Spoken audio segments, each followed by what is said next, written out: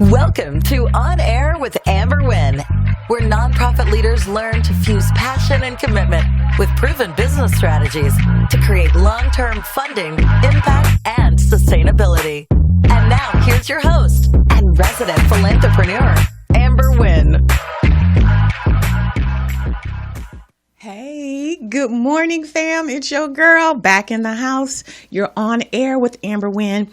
And today I am going to talk to you about something that I have been, I won't say struggling with, but I just want to bring clarification around. You know, sometimes your girl sends mixed messages and it's not intentional, but at the same time, it is, right? What am I talking about? So today's episode is called Friend or Foe, putting perspective on competition versus collaboration in the nonprofit sector. And when I talk about sending mixed messages, sometimes I'm telling you, there's a small amount of money and you're competing for it.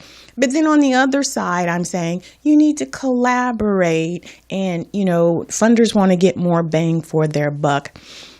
There are two different distinct times when you are competing against other nonprofits. It is what it is, right? And there are other times when it's most beneficial for you as an organization, for your colleagues, and for the community for you to collaborate. I just think that it's important for us to cover when those times are so that we are clear, right? Because there is a space for both. There's a space for you making sure that your house is in order, and there's a space for, collaborating, combining resources, working together to strengthen your community. So today's topic is friend or foe. And when we come back, we're going to dive deep into what that means. Most founders don't realize that there are more applicants than there is money. This fact impacts a nonprofit's fundability. Nonprofit founders should administer research on their competitors, determine if their community is oversaturated, and identify their competitive advantage before they start a nonprofit. Check out How to Validate Your Nonprofit Idea, a step-by-step guide on how to administer the research you need to validate your idea before spending hundreds of hours and thousands of dollars, only to struggle to fund it. Get your copy today. Welcome back to On Air with Amber Wynn, and today I'm trying to clear up some of the mixed messages that I send about, competition versus collaboration. I'd love to say that we should collaborate on everything, because in my mind, I really don't believe that we need to compete in that space, meaning I believe that there's some for everyone. But the reality is there is a small pot of grant money out there. And the reason why I say that there's, enough for everyone is because no nonprofit can solely survive off of grant dollars. If you're trying to do it, then you're setting your organization up to fail. Every nonprofit should have 10 streams of revenue. And if you have incorporated that strategy into your your fundraising strategy, then there's enough for everyone, because we're not all solely fighting for this one pot of money, right? You should have 10 streams of revenue and therefore diversifying the streams of revenue coming into your organization. So today, I just want to try and clarify what I mean by that. So there are times when you're competing against each other. When a funder says, here is a RFP, here is a request for proposal, here is a call, we are going to fund 1, 2, 3, 4, however many nonprofit organizations submit your proposal. In that space, you are competing. Now, there may be something in the guidelines that says, in order for us to fund you, you have to have a collaboration. Funders will require that because they are trying to get these silos, these nonprofits that are operating as silos, they're trying to get them to work together. A lot of times there are like 5, 10, 15 nonprofits in the same community doing similar things or things that could complement each other, but they're not collaborating. So funders are trying to force you to work together so that they can spread out their money, so that you can share resources, and so that there's this connectivity in the community. That's collaboration. Now, if the funder says we're only going to fund specific nonprofits, then guess what?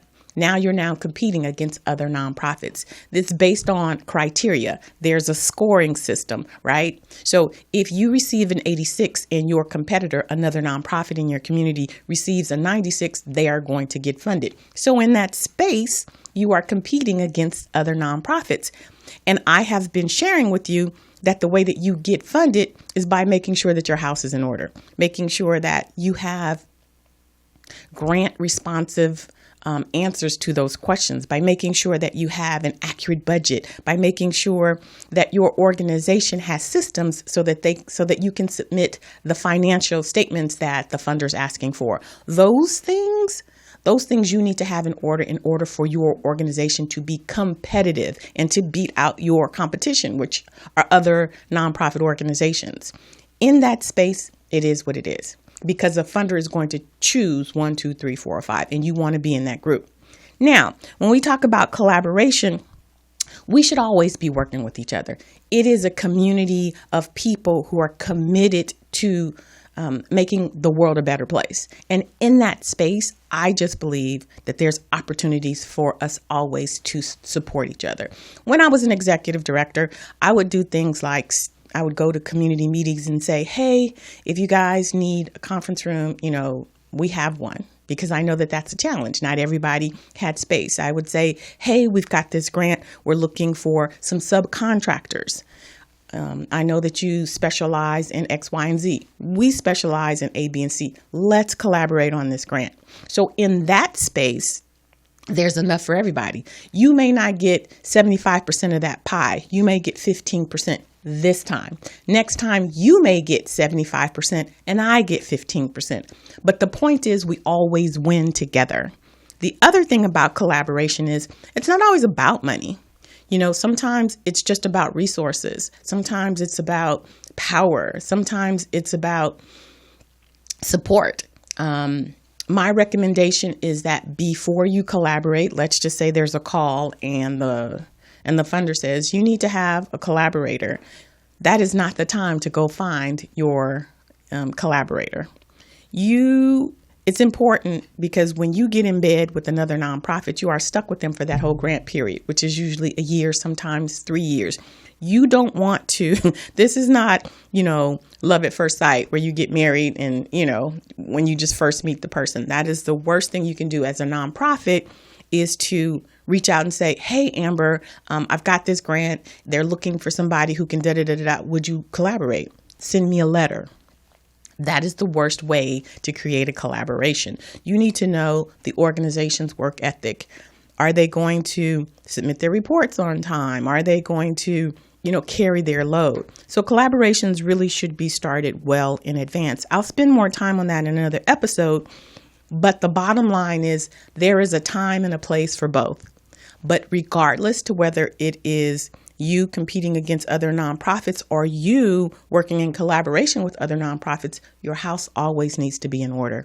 You need to make sure that your infrastructure is tight, that you have systems, that you have a seasoned board of directors, that you have an optimal budget. Those things will never, ever change. If I am working with you as a partner, I want to know that you have what you need in order to carry your own organization. A funder wants to know that you are funder ready. So always, you're going to need to have a strong infrastructure. You're going to need to make sure that you're able to represent yourself as a viable nonprofit. And if you haven't been made aware of it, I have the roadmap for that. It's called the 90 Days to a Profitable Nonprofit, and it's going to position you, number one, to be competitive. What I teach you in this course is going to elevate your organization, because you're going to have everything you need to get your house in order. And number two, if people are vetting you to be a part of a collaboration, you'll have it as well. So I'm going to pause right now so that you can learn more about 90 Days to a Profitable Nonprofit. But when we come back, we're going to take Ask Amber when we get back. Are you struggling to fund your programs? Can't get a grant to save your life? Most consultants will share the what of how to start a nonprofit or how to fundraise. They may even share the why, but they don't share the how, because that's where they make their money. Now, I'm not hating, I'm a businesswoman too, but I've been where you are. trying to make the world a better place, struggling to keep the doors open, up to the wee hours of the night, writing grants and doing whatever needed to be done. And because I've walked in your shoes, I'm not here to make you spin your wheels, waste your time or your hard-earned money. We ain't got time for that. The world needs you. I'm here to show you how to transform that pit you keep dumping your hard-earned money into a profitable nonprofit. I take my 30 years of nonprofit experience as a founder, executive director, program developer, grant writer, and funder, giving out over $7 million annually in grants, and I save you, literally, thousands of dollars and hundreds of hours. I walk you through setting up your nonprofit organization so that you can be generating enough revenue to cover your monthly expenses in just 90 days. How would that feel? Not paying bills from your personal bank account. I share my insider secrets, tips, tricks of the trade, and provide you with a step-by-step roadmap on how to turn your bootstrap organization into a profitable nonprofit. Within 6 months, you could be generating enough revenue to pay your salary or fully fund your programs. The choice is yours. But you have to get the blueprint. And it took me 3 years to develop it, but it's here, and it's going to change your life. Join my other successful clients who are just like you, full of passion and determination, but they had no idea all that it takes to run and fund a successful nonprofit. Now they're winning grants and drawing a salary, and they know what it is that they're supposed to be doing to run a successful nonprofit. They're no longer making it up as they go. They have the roadmap, and they're clear about next steps. And I want that for you too. So what do you get in this course? You'll walk away with knowledge, products, processes, and systems. Not just a bunch of promises, but exactly what you need to turn your organization into a profitable nonprofit. I promise, you don't need grants. What you need is a solid infrastructure. And this course is going to give you all of that and more. And what's more, it comes with a money-back guarantee. So go ahead, click the link below to register for this course. Welcome back to On Air with Amber Wynn. It's your girl and Philanthrepreneur, Amber Wynn. We've been covering the topic, putting perspective on competition and collaboration in the nonprofit sector. And now it's time in the show where you get to ask me your pressing questions. You know, I try to cover topics that I think would be helpful, but the reality is that you guys are on the ground doing the work day to day. So if you have questions, you can hit me on any of my social media. I am everywhere, y'all. This question comes from Denise in Linwood, and she actually emailed me at amber@amberwyn.net. And here's her question. There's so many problems in my community. I hear you saying pick one, but how do I do that when there's so many and when so many cause deep-rooted issues in our community? You know, that's a great question, and it's one of the things during my initial consultation with clients that I ask. So what is the problem that you are solving for, and who are you serving? And a lot of times people say, oh, we serve everybody, you know, and they're saying that because there's so many issues, just like what Denise is talking about. But here's the thing. You need to be around for the long term. And in order for you to be around for the long term, you need to get funded, right? So funders look at your ability to deliver. If you are the jack of all trades but master of none, there's a high likelihood that your organization is not going to get funded. Why? Because funders want to see a return on their investment. And if you're doing 6 things okay versus 1 or 2 very well, they're going to look for the organization that's doing 1 or 2 things very well. So a lot of times people think, oh, we've got 7 programs and a funder's going to be impressed by that, when in actuality, it's the opposite. Funders are looking for organizations that are great at 1, 2, maybe 3 things, and those 3 things need to be related. I have clients say, oh, well, we serve seniors and we serve youth and, you know, we serve veterans. Like, those are 3 distinctly different target audiences that require distinctly different resources. If you're serving youth and you're doing, you know, job placement, you're doing career, no, that's the same. Job placement, college admissions and life skills, but it's only for youth, then that's you being a deep expert with youth. But if you're serving like 3-4 different types of target audiences, you've got to put in 3, 4, 5, 6, 10 different types of resources to support them. So a funder is really looking for you to be an expert in your field with your cause and not be spread so deep.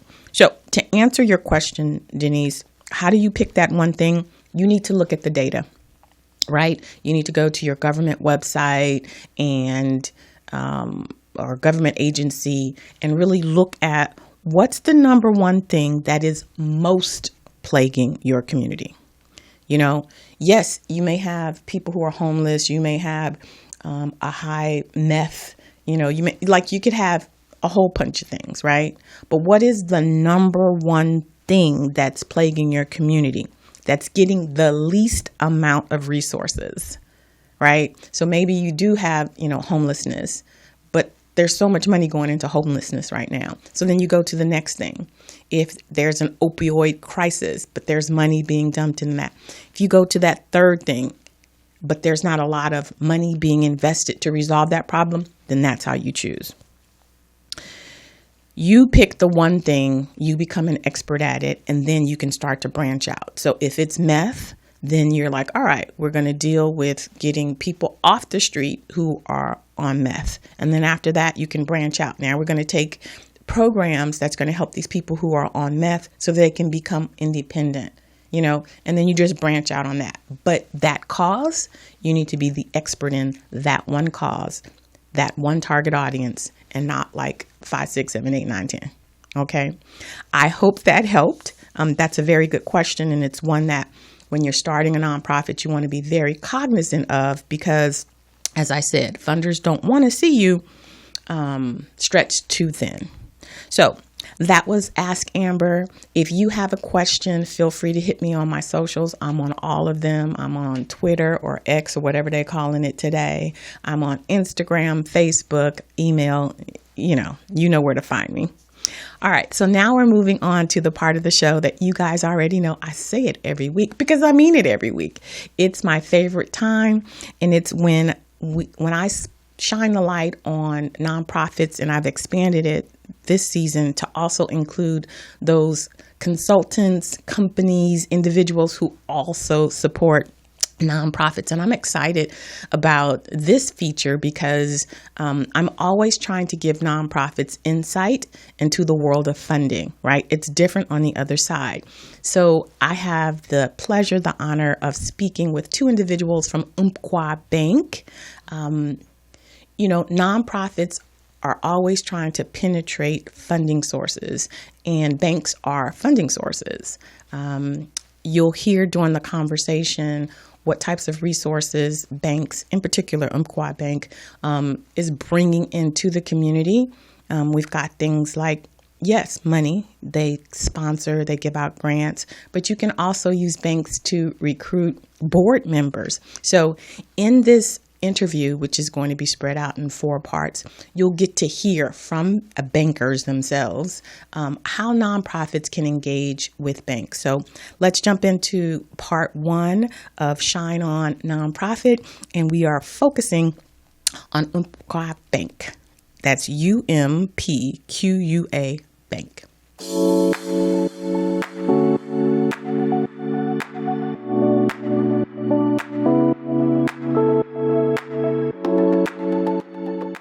What we have currently is our Neighbors program, which is specifically for first-time home buyer. And the program, while it is one of those products that is sellable to Fannie Mae, it still has a lot of flexibility, more flexibility than some of the other programs that we typically would offer. And so, for instance, there's more leniency on the credit score perspective. There's also some flexibility around the credit itself, not just the score, but actually the dynamic of the credit, and perhaps a little more flexibility around your assets and sorts and things like that. So let's just say it's just a little more flexibility, but it's our Neighbors program. It's a proprietary first-time home buyer program that has a down payment assistance opportunity associated with it.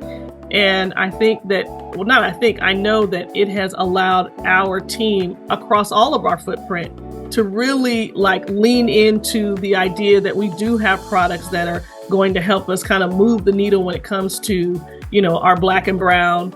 We don't say BIPOC, we say Black and brown, Hispanic, Asian, all the colors of the rainbow, all of us there that sometimes have been left behind. And so I think that without going into more detail about the programs that maybe Nicole will talk about, we do have some programs that are really accessible, and our team is certainly accessible. And I think a lot of people have a lot to get excited about, to learn and get to know Umpqua Bank.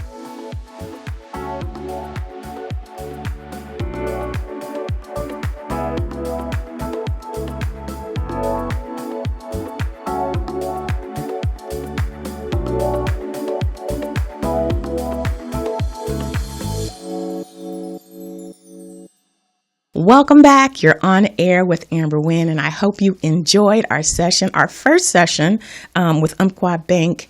I found it to be exhilarating to get the insider information.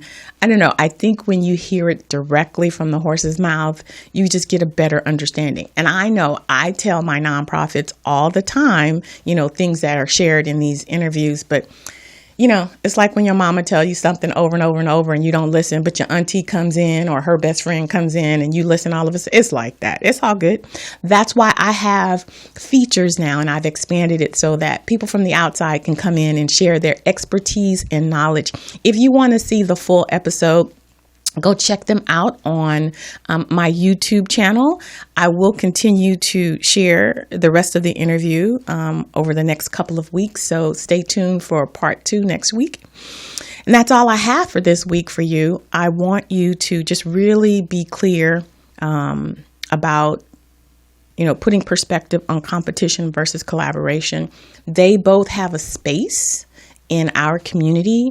At the end of the day, I want you to be prepared either way, but to understand that there is a place for competition and there's a place for us to collaborate, because it's a lot of work, y'all, and the world needs nonprofits. So we've just got to be clear about how we're going to navigate the space. All right. Well, that's all I have for you for this episode. If you enjoyed what you heard, be sure to hit subscribe, be sure to share this episode with somebody in your space if you think that it would help them as a nonprofit leader. But most importantly, be sure to take care of yourself like you take care of your community. We'll see you next week. Thanks for listening. If you enjoyed this episode, subscribe and leave a review on iTunes. Head over to www.amberwyn.net/podcast for the links and resources mentioned in today's podcast. See you next time.